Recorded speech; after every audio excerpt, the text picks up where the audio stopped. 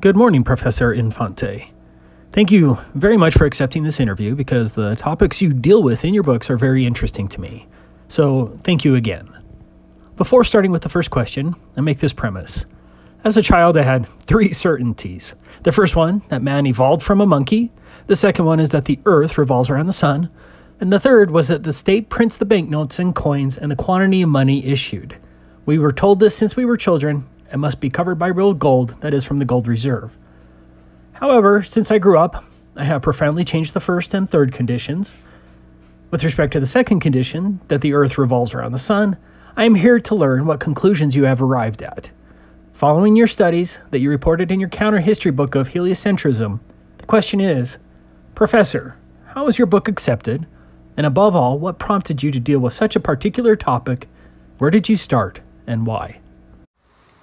Well, first of all, thank you for having an interest in my books, even though I do not have a notable following. I've been dealing with this topic since 1996, when I first suspected that there was something strange in the birth of modern science.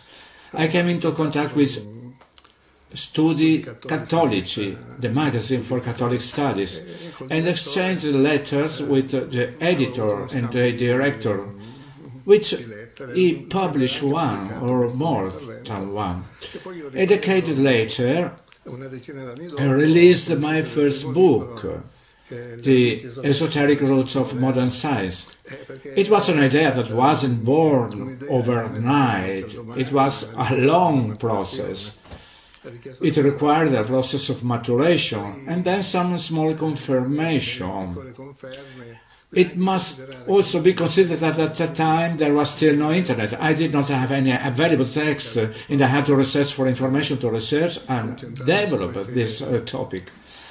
Subsequently, I had the opportunity to get in touch with some philosophers of Naples and Salerno, Marcello Caleo and Michele Malatesta. They instructed and guided me a little on the philosophy of science and on the critique of science based on the original text of the authors. Not only on what was said about the authors, but by reading the original texts. Marcello and Michele instructed and guided me in understanding the difference between the expressed text and the hidden meaning. As I became more acquainted with these famous authors like Galileo, I discovered that their written content did not correspond to the hidden meaning that provided the internal logic. So there seemed to be some kind of Sibylline language throughout this text, in which initiates could convey their hidden messages. Could you give us an example of a difference? The difference between the expressed text and the hidden meaning. Differences? Yes, there are many. Practically, the Pythagorean method. I knew the Pythagoreans, so Bayer say, they showed how this was done in school. It is not so much to refer the ancient Pythagoreanism of Greece, then transferred to Croton with Pythagoras, as for the Pythagorean mentality. The classic example of application of the Pythagorean method is to put the model before reality. That is to believe not so much in what one sees, but in what one thinks. The model before reality is the structure of where the contradiction between the expressed text and the hidden meaning is created. Practically, then I have to say a premise. That is, the criticism that I made does not concern modern science as a whole. I'm speaking against ideological model trumping reality. In fact, the Pythagorean method has been inserted into heliocentrism. It has taught us to deny the evidence of our senses in favor of an ideological model, which was built on Pythagorean mysticism, pagan and Egyptian. And from this, the contradiction was created. Okay, I admit my ignorance of your books. I only know the counter story, that is, the last one. And so let us see the others too, because it seems to me that there is more than one book. Yes, I have written other books. I have them here at my fingertip. This is the very first of 2006, Modern Science, and here is everything that was then developed and expanded on. The exact title, Professor? The Esoteric Roots of Modern Science. The Esoteric Roots of Modern Science? So you sustain that modern science has esoteric roots? Yes, I also try to prove it. The fact is that all of these scientists were involved with the Rosicrucian movement, which was forming in the early 17th century, but they worked underground in an esoteric occult way beginning much earlier. Copernicus, Galileo, Kepler and Newton all had association with this secret society, Freemasonry and Rosicrucianism. There is a portrait of Galileo with a square and compass, if I'm not mistaken. Yes. Is it just a coincidence? There have been many lodges, many Masonic lodges have been dedicated to Galileo. I asked you before, what prompted you with such a particular topic? Where did you start? Where did this... I already explained this a few years ago. I have an interview where I showed a small symbol that you see here on the cover, here. This is a dialogue from the two greatest systems of Galileo, and here at the bottom there is a symbol with 3 dolphins in a circle. Here we have 3 dolphins in a circle forming the number 666, as each dolphin, taking as a separate element, represents a 6. 3 dolphins, 3, 6, 666. So I wonder why in an astronomy text this 666 sign here had begun to sense that there was something strange, and therefore I started a criticism of heliocentrism based on 3 levels. The first level is the philosophical level, the technical, scientific, astronomical level, and then the doctrinal level. There are three categories of contradictions that involve this model here, and they have been inserted into our mentality through this heliocentric model. Can you tell us something maybe a little more specific? You said from the philosophical level and then to the technical level? From a scientific and technical point of view. From a scientific and technical point of view, can you give us some evidence? The supposed evidence that has been made to prove the alleged movement of the Earth in reality can be interpreted on the contrary as demonstrating the stillness of the Earth and the movement of the heavens and the sun. There are no absolute movements. All of the motion are relative. Therefore, changing the reference of the system itself also changes the conclusion.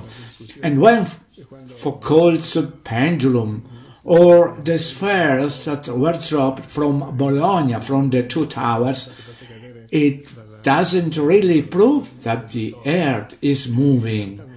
At best, they show that the skies move, and therefore they move. So you say the Earth doesn't move? This is my conviction. The Earth is firm. In fact, I can prove it because we haven't moved now. It is also my belief. Yes. We have something in common. Yeah. It is also my firm belief. Aristotle said that it is useless to prove the obvious things. I mean, I don't have to prove that the leaves are on the trees. Just look at them. It would be enough if that were the case. Perhaps we also need to demonstrate the obvious. This is a common sense. Common sense is a certain principle on which we must begin to establish knowledge. If you deny common sense, the philosophy of reality, you get to relativism, to agnosticism, and to idealism, nihilism, etc.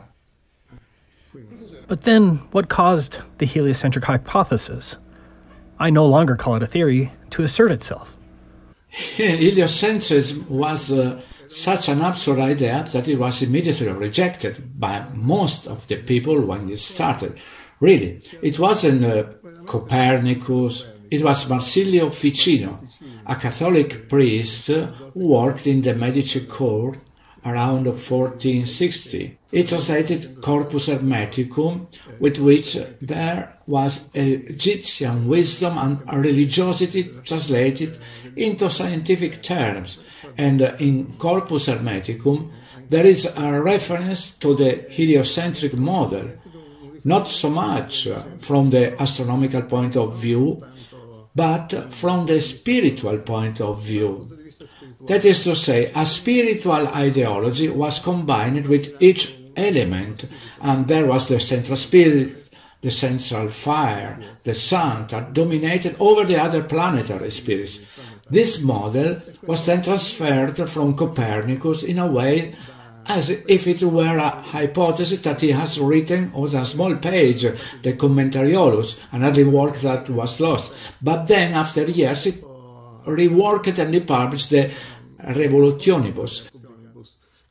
How then it was imposed, we don't know. I assume it is also discussed in the Galilean letters. In one of the letters there is a Jesuit who wonders how they managed to impose an idea so impossible to conceive.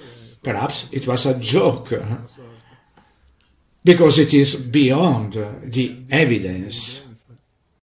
Why is this important? In the end, what changes for us? For our vision of the world if we adopt either the heliocentric or geocentric hypotheses? What is the difference? What essentially changes for us? Practically speaking, with heliocentrism, our contact with reality has been cut off.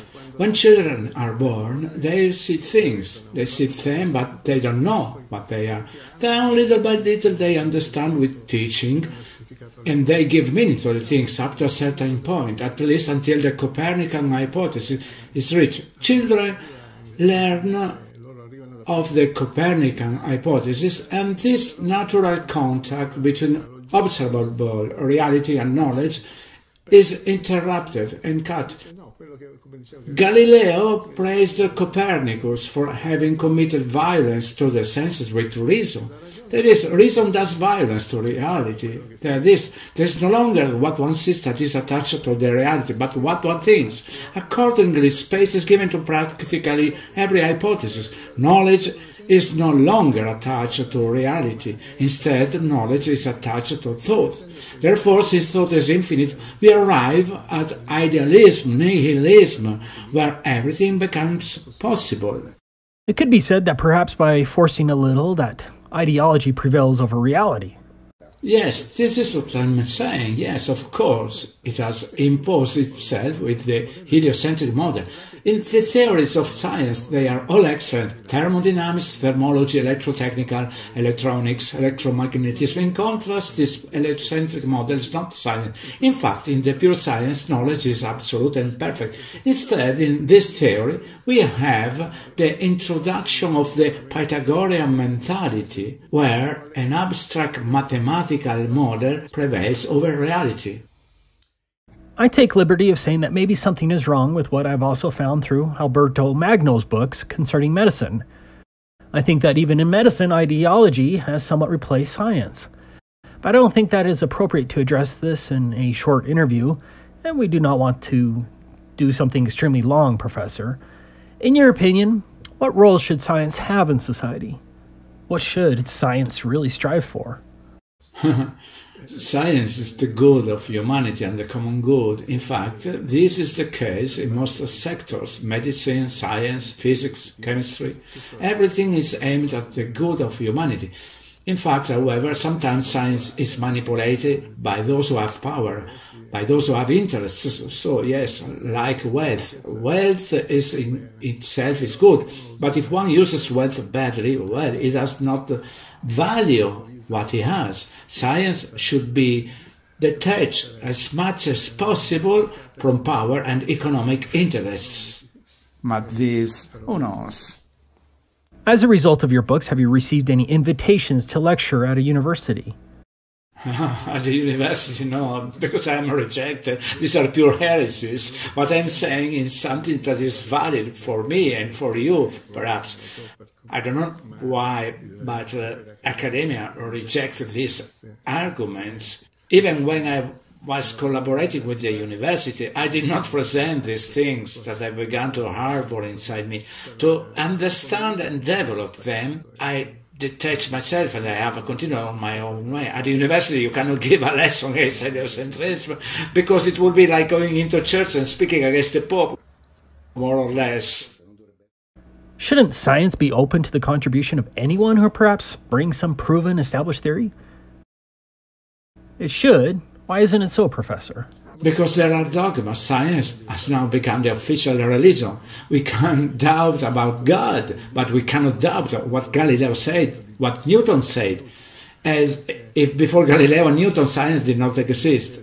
Angular moments, moments of inertia existed before. Let's consider that the Romans built the bridges, the Colosseum, that is, the Pantheon in Rome, just to give an example. Many medieval buildings, they build the Gothic style, which requires precise balances and calculation. Using what? Using the same concepts that Newton later formalized. However, these elements of statics and dynamics were already known before, only they were interpreted differently. What in particular is worth knowing about your books? That is, what is the thing that you think is most important to know through reading your books? To start thinking for yourself, with your head, not regarding what others say, not trusting so much of Galileo, Newton, or Einstein, but starting to thinking what one is studying corresponds to reality. It is not that these great scientists have done everything wrong, but in some fields, in some sectors of their studies, their way of thinking, we find their personality also was being introduced in the reality. It is no longer pure science, but is exploitative or ideology science. They criticized the Christian philosophers because they had a Christian worldview. In contrast, they were Pythagorean, and they had a Pythagorean ideological worldview. They practically used the same methods. So, the influence of Pythagoras was remarkable. It was remarkable, and still is remarkable. Here, when we wrote to agree on this interview, day, hour, and so on, you told me that you were also working on something else. You want to talk about it, Professor? Yes, it concerns the latest publication. The subject, I think I said finished because I no longer have to tell you anything. I said everything. I squeezed the lemon to the last drop. And what is the latest publication? Can you show it to us? The last one is the counter-story of heliocentrism. What must come out would be the stone, the final seal. Perhaps I want to give it the title of The Heliocentric Crusade Against Common Sense, in which I practically make the synthesis, the sum of everything I have studied in recent years with reference to scientists, Copernicus, Kepler, Galileo, up to Einstein, to show just how the Pythagorean mentality of these great characters has greatly influenced their theories. I also went to find the contacts that these people, these scientists, had with the esoteric dimension, with initiatory esoteric circles. Have you had the opportunity to deepen or critically analyze the theory? I still call it Newton's theory of gravity. What do you think about it? It has long since faded. Newton's theory of gravity has already faded with Einstein. The force of gravity does not exist. That is, the deformation of the fields is demonstrated in the gravitational field. Einstein demonstrated it. Then that of Newton is taken from Pythagoras, because Pythagoras, studying the harmonies, the properties of the string, he had sensed this relationship between planets and bodies of attraction. And Newton himself acknowledges having drawn from Pythagoras, from the writings of Pythagoras, of the Pythagoreans, this theory of gravitation. I think I have found something about gravity, that is, the non-existence of gravity, as Newton tells us, always in a science book by Alberto Magno around 1200.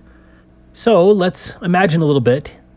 He has not refuted it. That is, Alberto Magno actually explains what it is. That it is not a force of gravity, as Newton told us, in which he very candidly stated that he could not explain the reason for this gravity. Professor, your books, where can one find them?